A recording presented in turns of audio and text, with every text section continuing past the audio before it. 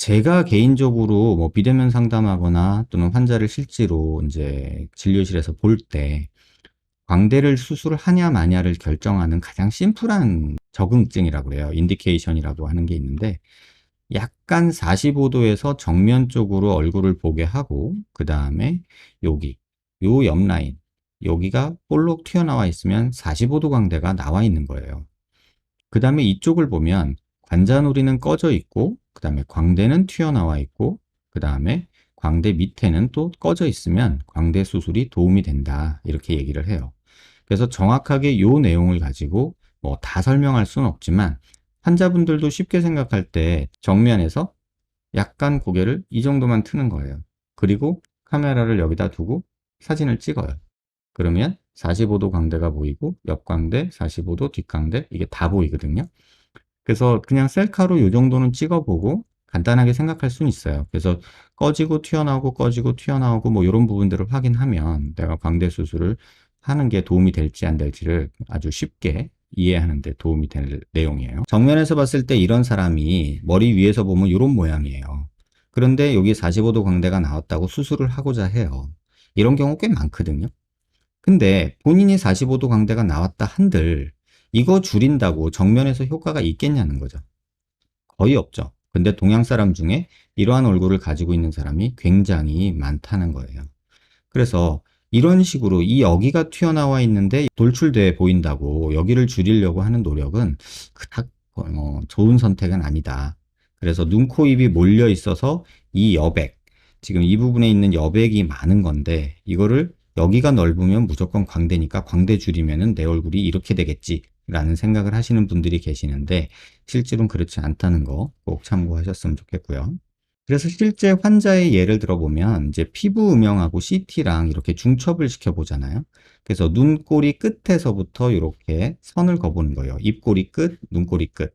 그래서 이렇게 선을 그어보면 전체 얼굴에서 이 여백, 지금 여기 빈 거, 여기 빈 거, 여기 빈 게 너무 많은 거예요. 그러니까 이 환자는 얼굴이 크다고 느끼고 그거에 스트레스를 받으니까 얼굴 크면 안면윤곽 뭐 이런 생각을 가지고 안면윤곽 수술을 계획하게 되는데 개인적으로는 이렇게 눈, 코, 입이 몰려 있는 경우요.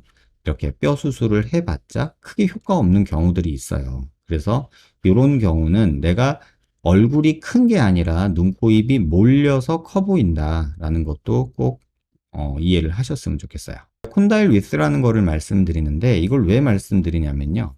이 사진을 한번 잘 보세요. 여기가 이제 우리가 흔히 말하는 옆광대, 뒷광대 쪽 얘기죠.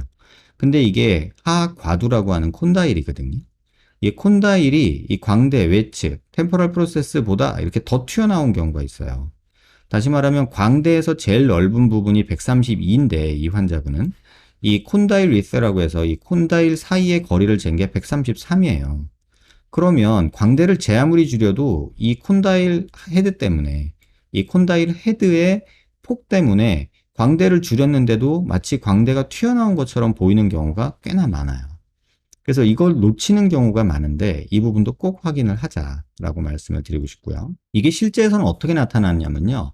이 환자분의 피부 음영을 보시면 여기 보시면 지금 이 부분이 조금 볼록한 게 보이죠. 근데 사실 여기는 광대가 아니라 이 콘다일이에요. 콘다일.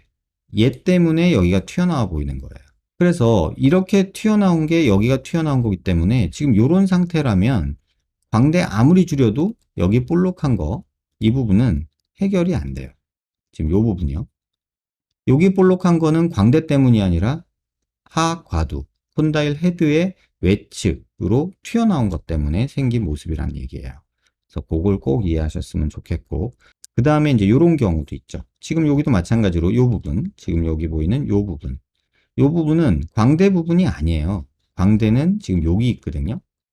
광대는 여기 있는데 지금 보이기는 요게 볼록하게 보이죠. 실제로 보면 여기서 이렇게 보면 광대 튀어나온 것보다 이 콘다일 헤드가 이렇게 튀어나온 경우가 있어요. 그럼 실제로는 여기가 이렇게 튀어나오는 거죠. 근데 이거를 갖고 광대인 줄 알고 광대 수술을 했는데 여기가 전혀 안 줄어들었다. 이런 생각이 드는 거죠. 그래서 이제 또 광대 수술, 재수술 알아보러 다니고 더 많이 넓으면 좋아지겠지라고 생각하는 경우들이 있는데 이거를 CT를 찍어보고 확인을 하는 게 수술 전에 가장 중요하지 않을까 이런 생각이 또 들어요. 침샘의 위치가 이렇게 있거든요. 광대뼈랑 거의 뭐 비슷한 선상에 있어요. 광대뼈가 아주 두드러지면 침샘이 작으면 우리 흔히 아까 제가 처음에 요 그림을 보여드렸잖아요. 요 그림.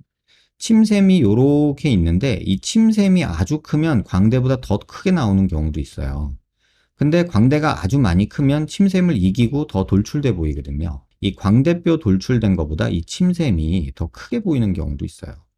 그래서 요런 경우를 조금 사진으로 좀 보여드릴게요. 지금 이 환자분 같은 경우는 여기가 이렇게 불룩하죠. 여기가. 이런 식으로 불룩하죠. 근데 환자분은 광대 수술을 받으신 분이거든요. 근데 이 환자분이 저한테 왜 오셨냐면 자기는 여전히 광대 수술을 받았는데 여기가 튀어나와 있다. 광대 더 줄일 수 있냐. 이렇게 얘기를 하시더라고요. 근데 이 환자분의 침샘이 지금 여기에 이만큼 크게 있는 거예요. 그래서 실제 CT 단면을 보면 지금 여기 초록색으로 보이는 이 부분은 교근이에요. 또 교근은 보톡스를 맞아서 많이 줄어들어 있어요. 근데 침샘이 이렇게나 크게 있어요. 그러니까 침샘 위치가 음영이 여기서부터 이렇게까지 크게 이렇게 덩어리져 있는 거죠. 이런 경우는 광대 제 아무리 줄여봤자 이 침샘 때문에 얼굴이 작아졌다는 느낌을 전혀 못 받아요. 물론 사각턱 수술도 마찬가지예요. 침샘이 이렇게 큰 경우에는 사각턱 제 아무리 잘려봤자 여기서 갸름해지는 느낌을 갖기 힘들고, 또 이런 환자의 경우는 뭐 재건을 한다고 해도 하악각이 뚜렷하게 나오는 거는 기대하기 힘들어요. 그래서 이런 부분들 꼭 참고하시고요. 광대가 지금 여기 있거든요. 이렇게. 근데 꺼진 건 여기예요. 근데 이 환자는 광대 줄이겠다고 온단 말이에요. 근데 실제로는 여기가 튀어나와 있잖아요. 여기가 이렇게. 그래서 보면 침샘이 이렇게나 크게 둥그렇게 있어요. 여기는 꺼져 있잖아요. 광대에 있는 부분은. 이렇게 광대에 있는 부분은 실제로 꺼져 있고 침샘 있는 부분만 이렇게 불룩하게 있는 거죠. 단면 CT에서 보면 지금 요만큼이 이제 귀밑샘이에요. 이렇게 내가 크니 여기가 튀어나와 있으니 광대겠거니 라고 하는 생각을 가지고 광대 수술을 계획하시는 분들도 있는데 그러지 않으셨으면 좋겠다. 광대 뿔이라고 전에 한번 얘기했던 이 광대 45도 광대 쪽에 이렇게 뿔룩 튀어나온 녀석들이 있는 경우가 있어요. 여기처럼. 여기만 이렇게 혹처럼 이렇게 튀어나온 경우가 있어요. 지금 이분도 보면 여기가 볼록 튀어나왔죠? 마치 혹 같지 않나요? 여기는 튀어나오고 여기는 꺼져 있는. 그래서 마치 이렇게 화산이 올라오듯이 뿔이 나오듯이 이렇게 광대에 뿔이 나와 있는 경우도 있어요. 근데 이런 경우는 여기 뿔처럼 튀어나온 부분을 수술할 때 이렇게 조금 다듬어서 갈아주는 작업만으로 어느 정도 좋아지는데, 어떻게 절거를 할 거고 뭐 어떻게 나는 절거를 할 거고 뭐 이런 얘기들로 그냥 맨날 하던 대로 수술을 해버리면 이 부분이 남아가지고 45도가 덜 줄어서 좀 스트레스 받는 분들도 꽤나 생기는 것 같아요. 그래서 이 부분도 한번 꼭 생각을 하시고, 실제 내 CT에서 45도 부분이 이렇게 뿔처럼 튀어나온 건 있는지 없는지 의사도 환자도 한 번씩 확인하는 게 좋지 않겠나 이런 생각이 들어요. 그럼에도 불구하고 CT를 안 찍고 겉모습만 보고서 수술을 하고, 또 수술하고 나서는 CT 찍지 말자 뭐 이렇게 얘기를 필요 없다, 뭐 방사선 쬐야 되는 거 안 좋은 거다 뭐 이렇게 얘기하는 사람들이 아직도 많은 걸 보면 세월이 시간이 답을 해줄 텐데, 중요한 거는 그 과정에서 놓치고 실수하고 상처받고 후회하는 환자들과 의사들이 생겨나는 게 조금은 아쉬운 거죠.